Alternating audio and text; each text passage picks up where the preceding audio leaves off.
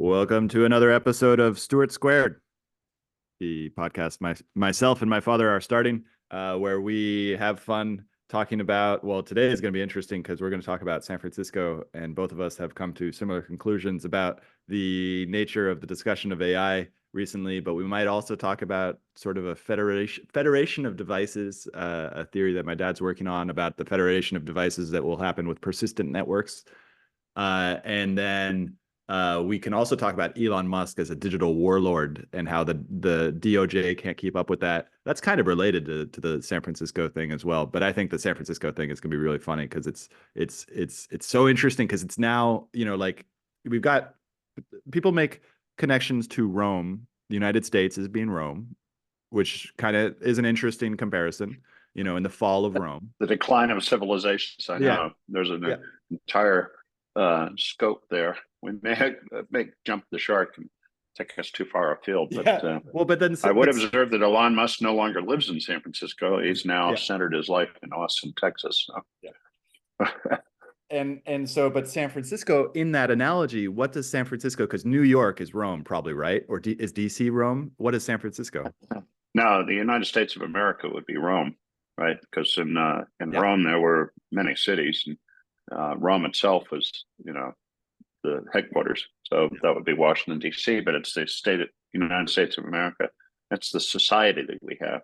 And that's really the thing that people talk about, historians talk about, is that civilizations go through stages, like a life cycle. And, they start to form and be created, and then they prosper and they expand. And then all of the forces lead them to decline. And so the British Empire is an example, the Roman Empire is an example, the Spanish colonial empire, and so on and so forth. You can go back through city history and see that human beings have this tendency to coalesce and then disperse or decline. And so a lot of people think that we're at our peak 10 years ago. We, the United States of America, or American culture, and that we're in a state of decline, and we should accept that. And it's a little bit why Donald Trump is like resonating, because he's going like, make America great again. He's like, go back to our glory days. Yeah. Of course, he doesn't really have a higher order thinking. So anyway, that's a topic. But you skipped over a bunch of other stuff. Well, but where do we get started? Let's talk about San Francisco, because San Francisco, it doesn't feel like the people in San Francisco think that they're on the decline. They think that the United States is on the decline, but people in San Francisco now think that they're the only place in the world that matters. Would you agree with that? Well, there's this guy that's just published this thing about situational awareness and AI. Basically says, well, there are a few hundred people in San Francisco that really know what's going on and know where it's all headed. And he makes the mistake of making a linear forecast from current data. And so he says, well, the delta between Chat GPT 3.5 and Chat GPT 4.0, I think is what it's called now, is 4 years. And in 4 years, it made this kind of leap. So in the next 4 years, it's going to make the same kind of leap. And he says that this is all known and understood within these few hundred people in San Francisco. So it's not even really San Francisco, except that they all live there. Because San Francisco, the Bay Area, is 6 million people, and the city of San Francisco is 850,000. And so he takes this tiny sample and just extrapolates it going forward without any concept of a disruptive event happening along the way that changes the whole thing. So he goes, everybody is trying to buy these NVIDIA chips. Everybody needs as much power as possible to run them. And, this is just going to keep on going. And this is why I like the Numenta guy, whose name I can't remember, but because he starts from a different premise, which is that the next stage in artificial intelligence is truly making it like the human brain. In other words, we don't take a lot of power and we do everything in real time. And this is part of where my constellation of devices comes in, is that, in order to really enable empower human intelligence in an age of AI, you have to have your devices operating at the same speed as we do. And that's a whole other topic. So you gave some interesting things. So the guy from Numenta, his name's Subutai, and I recorded a episode of that on Crazy Wisdom, probably about 30 or 40 episodes. Again, very interesting. So the thing you mentioned about how 100 people, there's only 100 people who know it. There's He said a few hundred, by the way. A few hundred. Yeah. So I think you've seen this before. If a few is 3, that's 300 people. Yeah. 300 people. My sense is that you've seen this before. My sense that what is going on is that there's a certain amount of marketing going on. And that the marketing always, like, don't you have to pretend to be bigger than you are? And don't most startups kind of do that in order to reach this sort of escape velocity? And then some people start to believe their own marketing or believe their own BS. Would you say that that's an accurate understanding of what's going on? Well, can you hear the dog barking? It's muffled. It's not a big deal, but I'll put it in my notes. It's only distracting me. So there's a difference between a startup and an ecosystem, right? Any one startup operates inside of an ecosystem. And marketing is very important for any one startup. But marketing is not what happens when an ecosystem starts to expand rapidly. And so, I have been through it before, and I've seen multiple, they're usually referred to as bubbles. We're definitely in the AI bubble right now. The only thing you can say about a bubble is that it will end. You can never predict when it will end. And it's an ecosystem thing. It's not like somebody's sitting there conspiring to make it happen. It's like, it's a collective thing. And we are collectively in this mode of, holy crap, AI, wow, it'll kill us. It'll enhance us. It'll, we're trying to figure it out. Even Congress and, politicians are like weighing in because it's like a big deal. And my whole experience learning is that whatever's going on now will change. It's a very broad thing to say, but if we're having this enormous bubble of focus on AI, it will end. I know that. I knew that the bubble in the teens between crypto and Web3 and all that stuff, that ended. It's back again, but that's a different issue. So there was this like expansion and what's the opposite of expansion? Decentralization. Yeah. Not necessarily centralization. It's a different idea, but it expands and contracts. That's it. And we're in this expansion thing. And I have the sense that it's kind of gotten to the max, right? The idea that you can just make, trillions more chips, and NVIDIA will just make more chips, and other people will figure out how to make chips like that. And, we'll just build power plants and just power this crap. This is not functional. This is not going to happen. It can't continue like this.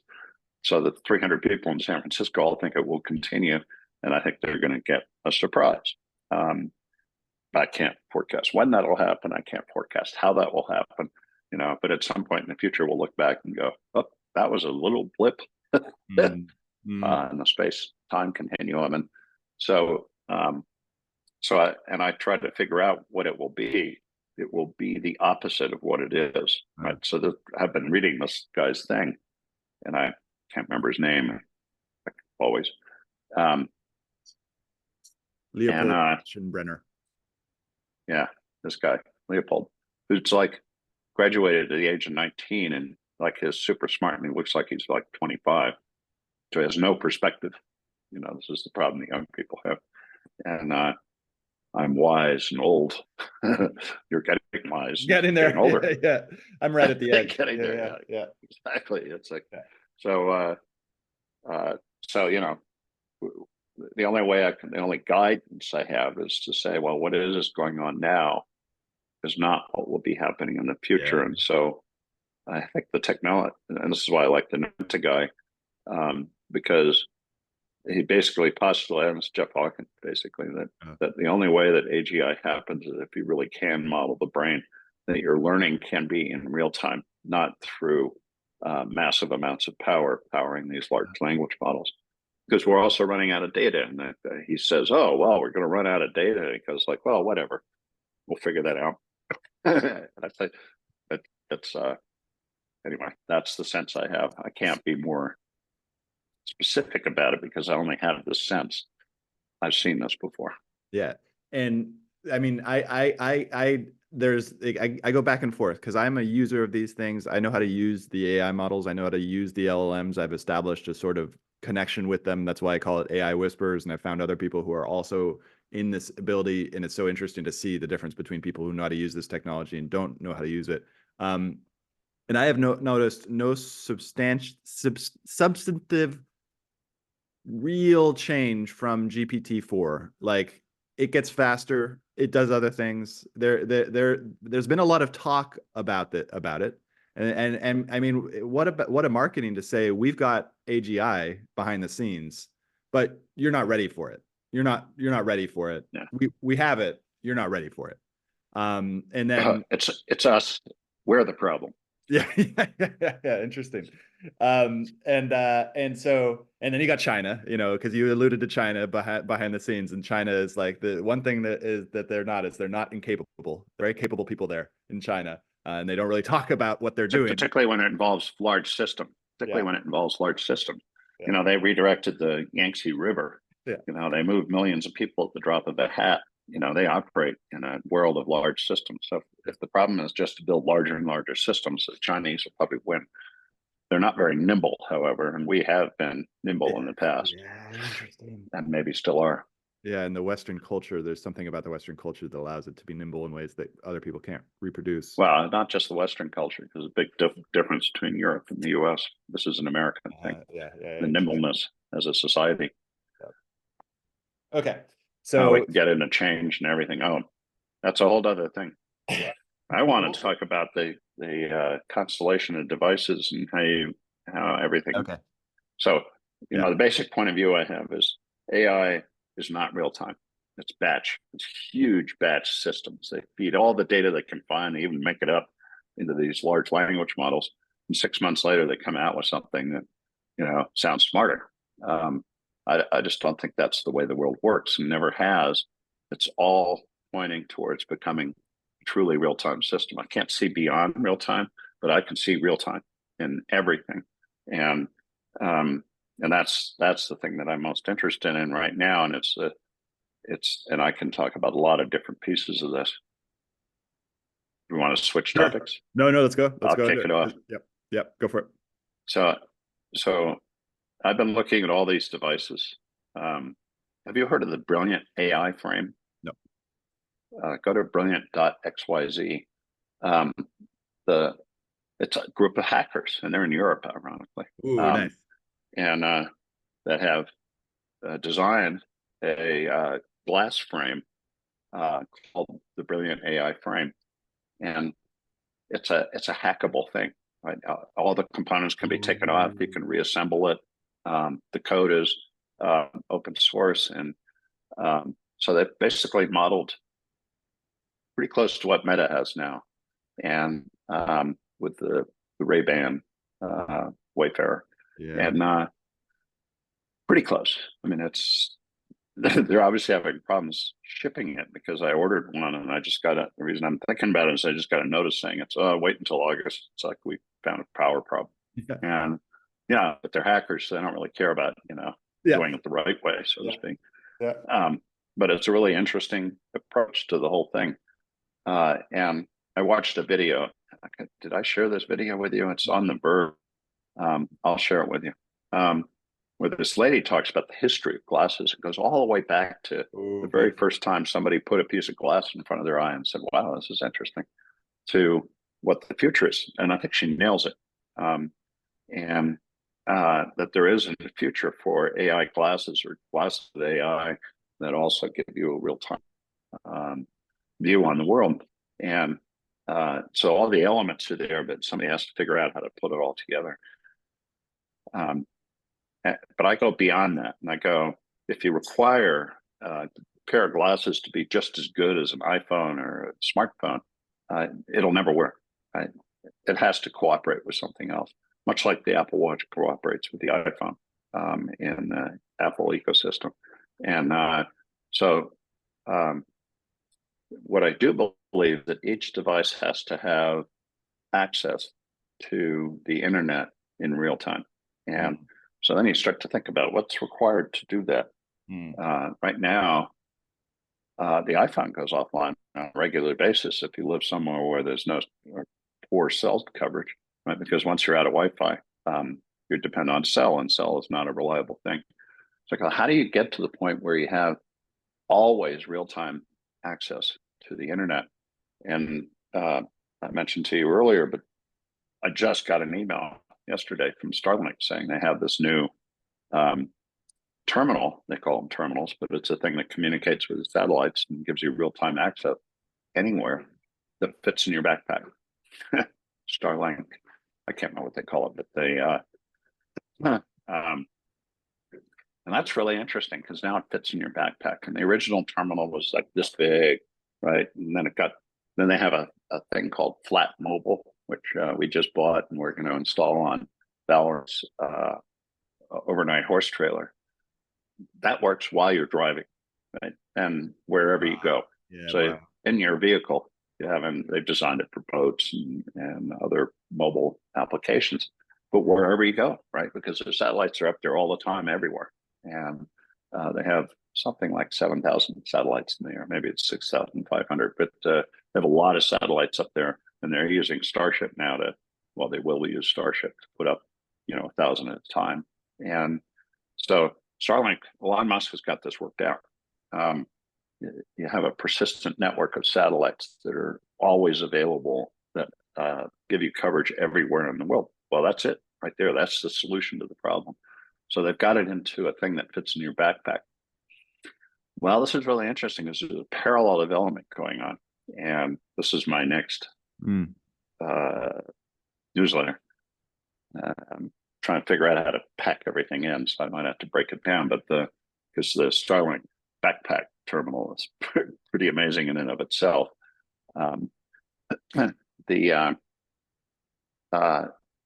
Apple made an announcement at their most recent Worldwide Developers Conference that everybody missed. No, there's been no coverage of it. And that's that if your iPhone has no connection at all, it goes into what's called SOS mode. Yeah. And it's called SOS mode because the first instance of it was you could be off on a mountain somewhere and fall down. Yeah. And your iPhone can still communicate with the satellite and will send a broadcast out to get somebody to come help you. And that's why it's called SOS. The announcement, very small announcement, they said, well, now you can send an iMessage in SOS mode. You can send a text, but their texts are rich texts. So you could send a photo, of your broken bone and, send it to somebody specific and, get somebody to come help you even more. That's a technology inside of Apple where it's inside the iPhone. This is like they can communicate with the satellite network, and they have a different satellite network than Starlink. It's called Globalstar, and they have a deal with Globalstar, and so they can do real-time communications from the existing hardware and operating system inside the iPhone. And this is I think there's a strategic plan at Apple to eventually allow you to make phone calls. You won't even need your carrier, Verizon or AT&T in the US or whatever it is in Argentina, and or anywhere else. They can replace the entire cellular infrastructure just with a connection to the satellites. Well, if they can do it inside the iPhone, there's a lot of stuff packed into this thing. Maybe you can take that little thing and fit it in your Oura Ring. Maybe you can fit it in your Apple Watch. Maybe every device can have independent, real-time, high-speed access to the internet. Maybe it's a whole different future that we have. No longer have the cellular carriers in between you and data, because cellular carriers are, well known to be slow. And that's the Brilliant Labs. And I want to kind of weird. You always have to look in these diagrams. You always have to look, where is the the thing, the intelligence. And this thing, Is I it guess it's in PCBA? the PCBA. Yeah. Yeah, I think it's because there's a little board there, and that's probably where the memory and the processor is. And So for our listeners who don't see the shared screen, we're going on brilliantlabs.xyz, and they have this awesome diagram of these glasses that my dad had mentioned, and they're so small, and like but small is no longer a problem. So PCBA that's probably where it is. It's yeah, a circuit board, the circuit board, yeah, a printed circuit board, PCBA. I don't know printed what's the circuit acronym stand for, is what you know. But printed circuit board. what is PCBA? Printed circuit board. But what's the A? Yeah. Printed wiring board. Yeah, just Assembly. acronym PCBA. Yeah, there it is, assembly. So it's the thing. You put all the chips and stuff together. This is a bit of a side trip, but everybody refers to the NVIDIA chips. But when you see CEO Wang, however you pronounce his name, stand up on stage, he's holding these boards with all these chips on them. So they're not chips, they're boards with chips on them. It's like the terminology they refer to as chips. And I guess there's some kind of hardware interface that you can just plug them into racks and assemble them, and they all work together. That's a very detailed thing, but NVIDIA has corrupted the term chip, because chip used to be a little thing that you pack all these circuits on. And they're talking about whole boards. Wait, that seems like in terms of the history and how it connects to today. So my understanding of the NVIDIA is that they're a graphics company. GPUs, graphics processing units. Yeah, they started with video games. And what GPUs do is they communicate directly to the screen, right? Yeah.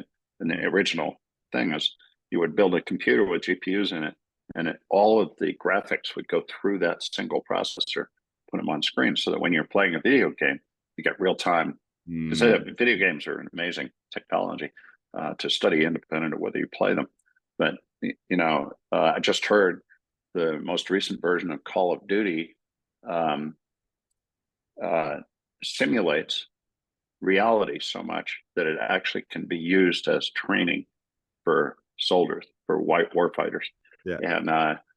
And this is all about the Uvalde shooting. But the guy was using Call of Duty, whatever the most recent version is, to learn how to shoot. And so he had never actually fired his rifle. And he went into the Uvalde school and started shooting people based on the training that he had in Call of Duty. So one of the suits in that school shooting was against the Activision, which makes Call of Duty. And so that's a really interesting little tidbit there. That's what GPUs enable, is the ability to do really fast graphics on screen. That's why it's called a graphics processing unit. Well, the function that GPUs do for building LLMs is the same basic thing. I think it's called pipeline. With words, pipeline or tokens. Yeah, with words instead of pixels. Yeah. And understanding the fundamentals of technology is really helpful to figuring out what the hell's going on. So I keep wondering. So they're using GPUs to do LLMs. Does that mean that the people who build video games or get machines that are good at video games can't get GPUs anymore? So supply all going to LLMs. And is it having an effect in the video game business, since that's where NVIDIA started? Anyway. Well, and they had a foray into crypto as well. That was I watched this amazing kind of thing on NVIDIA where it showed them compared to Intel and their market cap versus Intel, and then really once the crypto started to go off, that's when the thing switched basically. But this is what I love about the point, which is the point of what we're talking about is just that NVIDIA is the pets.com. Well, potentially the pets.com of. No, it's much more real than pets.com. It's hard to make that equate. But the thing is, their valuations, their revenue and they're very profitable, of course, Wait, can we because go into this? Yeah, revenue is revenue. growing so fast. But Yeah. their revenue is like a tenth of what Apple's is, and yet their valuation is the same, 3 trillion. And so you sit there and you go, well, how do you justify, just because the economics eventually mean something? How do you justify buying NVIDIA stock when it's worth 10x what Apple is? No, it's worth same as Apple with a tenth of the revenue. Yeah. Like, how much do they have to grow to justify long term what their valuation is? So it's a total bubble stock in terms of the value. As people get enthusiastic about this stuff, and they forget to think about the reality. And well, this is the craziest thing, because it feels like such a good question for you, because you've seen it so many times. I've seen it from a distance so many times, but now this is the first one where I actually have like inside knowledge of what goes on, and it's there is a bubble, but it doesn't mean the whole thing is a bubble. There is a fundamental change that's happened. Part of that is going to blow up, and what I believe you're saying is that you can't identify what part or when. But we can talk about or how. Yeah, that's the how. So, right now, I mean, you just look at the AI companies, independent of NVIDIA. They're valued at these shocking valuations. I mean, OpenAI,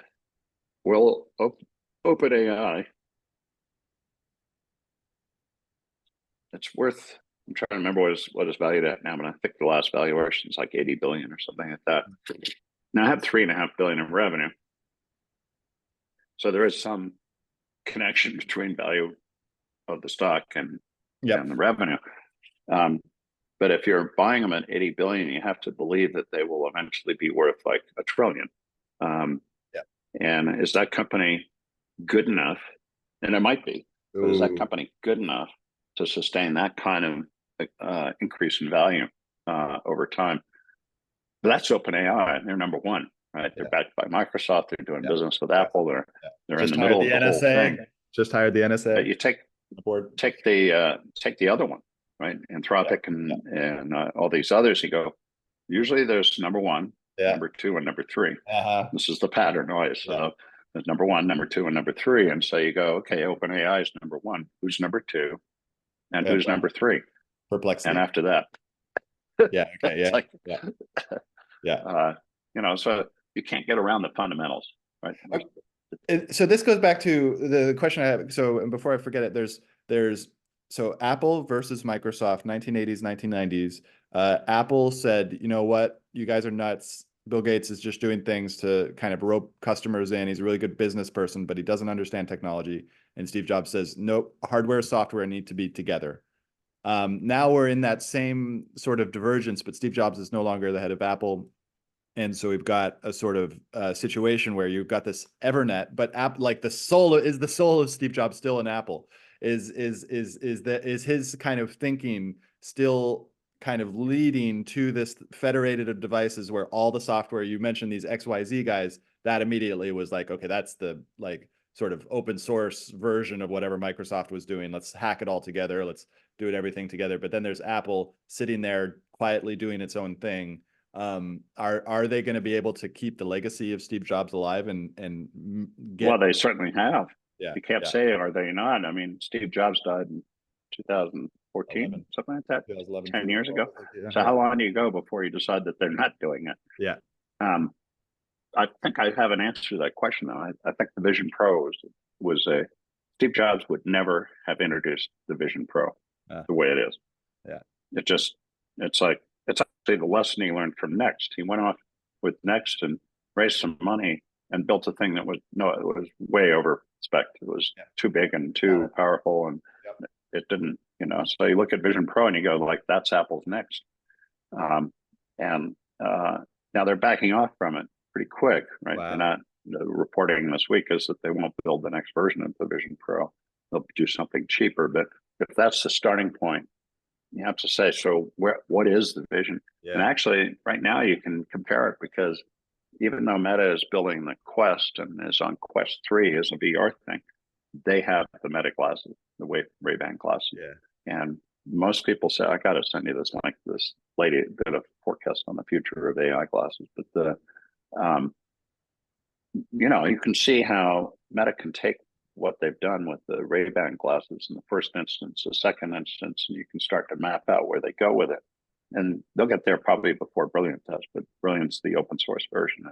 So, there's a race to put everything into glasses to make them a functional and useful device, to the degree that even if you don't wear glasses, you might want to buy one and put them on because of the value that it has. Apple's not a participant in that conversation. They're not showing products that show that evolution, even though Tim Cook has repeatedly stood up and said he's much more interested in AR than VR. And yet they introduced this thing that was a bastard of AR and VR. You can kind of see through them, but they make you look weird and they're heavy and uncomfortable and blah, blah, blah. Not to mention $3,500 a pop. So if Apple's lost its way, as with the reference point of what Steve Jobs figured out and learned, the Vision Pro is the first instance of that. And yet they are so powerful and have so many devices and they make so much money. And then remember, they've developed their own chips. They developed their chips, the operating system, the applications, the whole stack. They deliver everything to their intended consumer, who might or might not want to use anything else, including apps from other people. That's the fundamental proposition they do. That actually, in that sense, Apple is still an incredibly powerful position, and it's hard to imagine. I mean, they can blow it with the Vision Pro, and it has no effect on their operating results. It's like, a few billion here and there. It's just so crazy. They're actually doing pretty good with Apple TV, and that's a whole nother piece of the puzzle.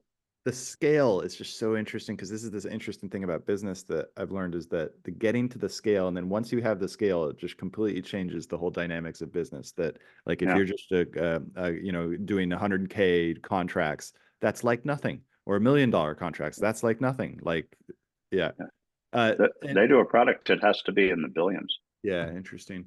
And their revenue is like 190 billion or something like that. A new product has to scale to 20 in order to affect the results of their business. That's why the Vision Pro is like, it's whatever, it's a little bump in the road. It was like the next. That's a good article that you could write. So I had a great conversation on Friday with a guy doing rockets that it was an interesting business model, but we started talking about the R1 and how AI is going to affect the space stuff.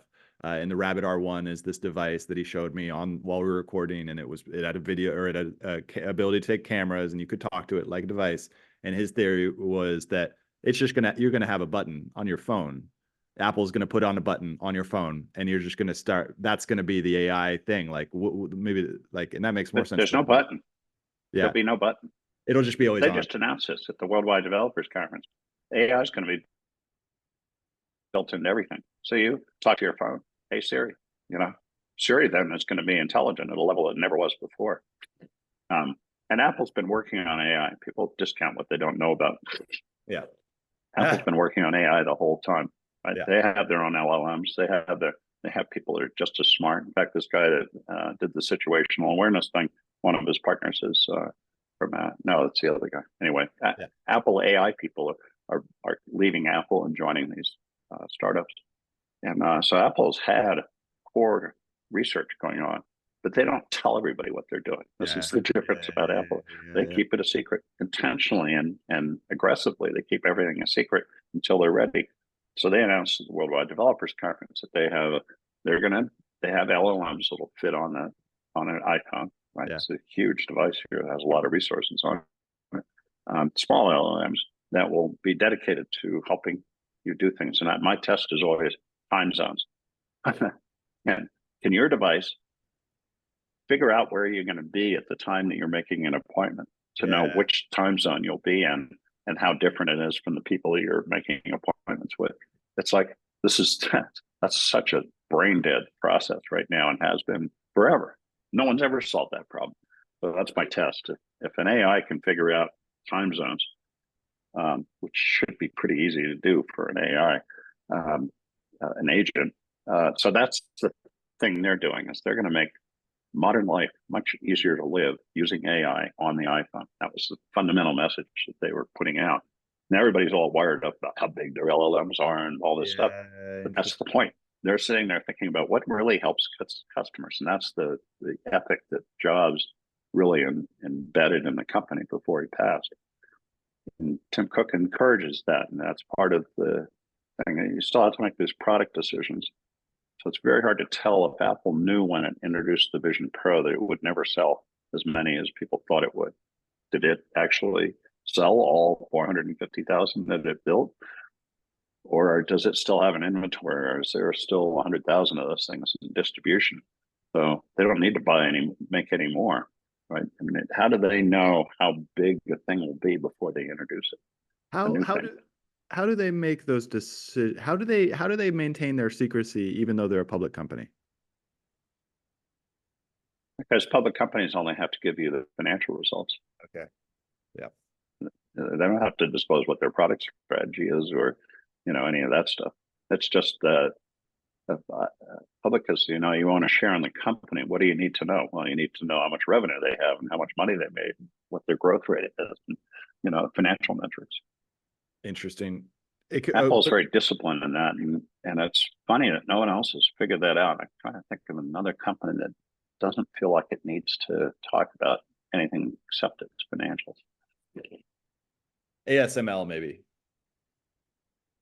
ASML. Could be. I don't know much about them, but yeah. I mean, I know who they are, but. So we got like 5-10 minutes left. I want to ask you sort of it could be related to everything we've talked about as well, but there's something I just have a personal interest in, which is fiduciary duty. Fiduciary, like how, as an investor and as an entrepreneur at various times, how do you think about fiduciary duty? It's something that you want me to explain fiduciary responsibility in less than 5 minutes? Okay.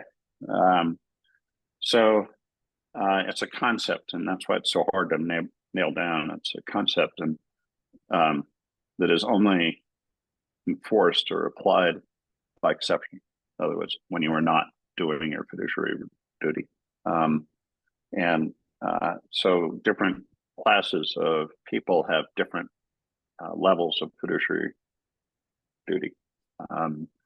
The big thing that happened was that Congress made the CEO and the CFO legally responsible for their fiduciary responsibility. So they could be put in jail if they didn't do it. And there's a lot of interpretation in that. But at different levels, everybody that's related to them has, some fiduciary responsibility. So as a shareholder in a company, and I represent our firm, we have a fiduciary responsibility, but we also have a fiduciary responsibility to our investors. Yeah. So we sit in between these two sets of fiduciary duties. And, there's constant debate about which one trumps the other. Our